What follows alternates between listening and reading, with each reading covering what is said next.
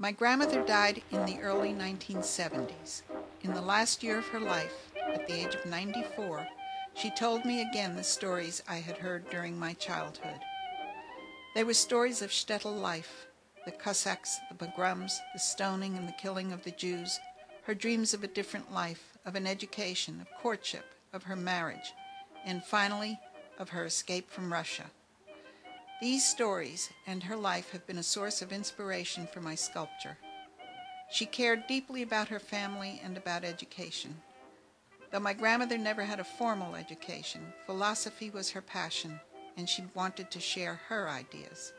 She wanted people to know who she was and what she cared about. I do too. Her name was Pearl Gallico. The wedding lasts a week. There is a dance and food, and on the last day is the religious ceremony. So, on the last day, after he gives the ring, so then you could go sleep with him. But I didn't know what it meant. So when we slept, this was something terrible. I didn't know what has to go on, and I pushed him. He should leave me alone. I didn't want that. This was terrible to me. This is animal life, not human beings. You can laugh how little I knew what life is at that time. And I was bleeding, and I didn't know what to do. So I went to a doctor, and he examined me. And he said, "Who did this to you? Who did you marry? Was it a soldier?" You understand what he thought. He thought my husband was a big man, a strong man, that he could do this to me. But he wasn't. He was little and weak, a coward. But he could do that to me. And after, I went to my father. I said, before the wedding, he couldn't touch me. He couldn't even hold my hand. And now, for this little ringula on my finger, he could do that to me? My father, what could he say? He said nothing. He turned away. So then I knew. So this means this is life. In the early 1900s in Russia, my grandmother was the young mother of 2 daughters and pregnant with a third, my mother. She was the proprietor of a small inn on a busy way station. During a particularly dangerous period for Jews, she refused to serve 2 Cossacks who made anti-Semitic remarks to her. Enraged, the Cossacks threw her against the wall and beat her in front of her mother, who pleaded for her pregnant daughter's life. The Cossacks finally left, threatening to return and kill her. Neighbors hid my grandmother under a feather mattress until the immediate danger was past. After the birth of my mother, as soon as she was able to travel, my grandmother began her flight to the new world, her 2 toddlers under her cloak, and the baby wrapped in her petticoat to muffle its cry. My grandmother and her children joined a small group of Jews traveling to America. During their flight, the group encountered a large body of water which had to be crossed. Since they had to go in darkness and secrecy, they could not hire a boat and had to cross through water up to their necks. The current was strong, and the children and the women had to be carried across. My grandmother came from a deeply religious family, and the thought that she would be carried by a man other than her husband was shocking. She felt she could neither submit nor go back. She sat at the edge of the river, trying to come to terms with her dilemma. Frightened by the delay, the group threatened to leave her behind. My grandmother rose up, handed her children over to the men to be carried, and agreed to be carried herself, saying, "So, all right, God will have to be satisfied."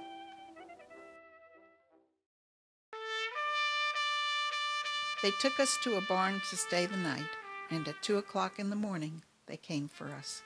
On the border, we knew, were soldiers with guns, and if they hear a little noise, they shoot. The babies were sleeping, and the men had to pick them up and carry them. But I was sure they will start to cry. I was wearing 3 petticoats. I took off my 3 petticoats and covered over their faces, each with a petticoat. I was afraid they would feel the wind and wake up and start to cry. And this is how my 3 children were carried, and I was afraid they will smother.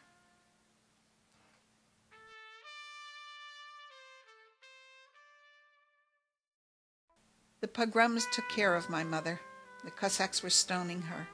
She had to run away from the Cossacks. She thought she could save herself. The lake was frozen. She ran out on the ice. The ice broke in, and she drowned. What could I do? I could cry. I could cry. And that's all.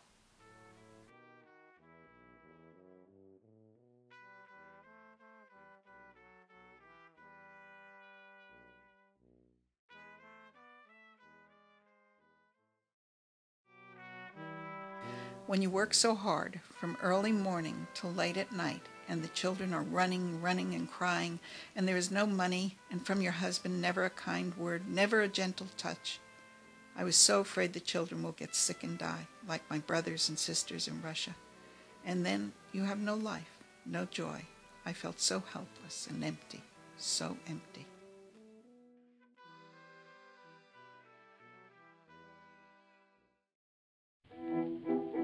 I worked so hard in America. I had 5 children, and I had to work all day in the store. Esther was the oldest, but she was slow, so Sarah, the next oldest, she had to prepare the dinner. And she was so little she had to stand on a chair to reach the stove. How did she do it, such a little one? And the boys ran wild in the streets, and I was so worried. But what could I do? I had to make money to feed the children. Shimon, he was out playing cards. Women, who knows? And at night, after I closed the store and washed the children and did the laundry and scrubbed the floor, Shimon would come home and want a wife. You know what this means. And I was so tired. But he wants. One night I ran to the window. I would throw myself out the window. I couldn't take it anymore. And I see my mother's face. Perla, you do this thing? You would do this thing? My mother, my poor dead mother's face. No, I couldn't do it. My mother, I couldn't do it. I went back in. And Shimon, he curses me.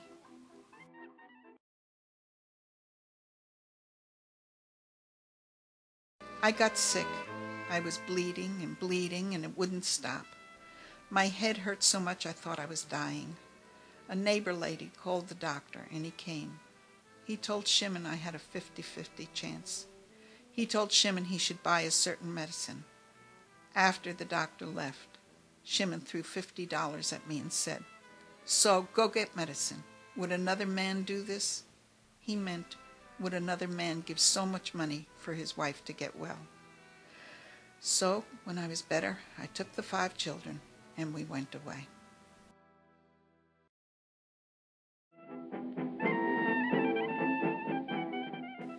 In America, I taught myself to read English. I love to read. I have to read.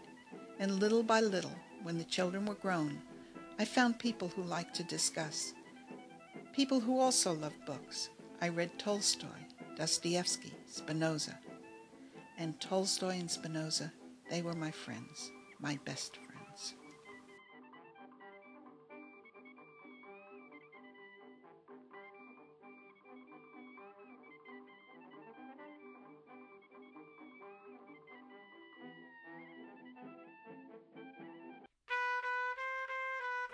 You know, it is very hard to leave everything behind. My parents, my house, everything. But I must save my children and myself. The Cossacks, they were going to come back and kill me. I wanted a safe place to raise my children. America. There was safety in America. There was a way to make a living in America. There were doctors in America. I wouldn't have to watch my children die like my poor mother did. And you know, everyone who has come here from somewhere else, that is why they come. Who would want to leave their country, their parents, everything they know, to come to a strange place if they could be safe in their own country? It is not easy to be a refugee. I knew I would have to work hard. I was not afraid of work. I was afraid my children would die. That is why when I see someone from another country, another race, another religion, it doesn't matter. I know what they go through, and I have to share. It could be a little soup, a place to sleep, a kind word. I know what it means. It happened to me.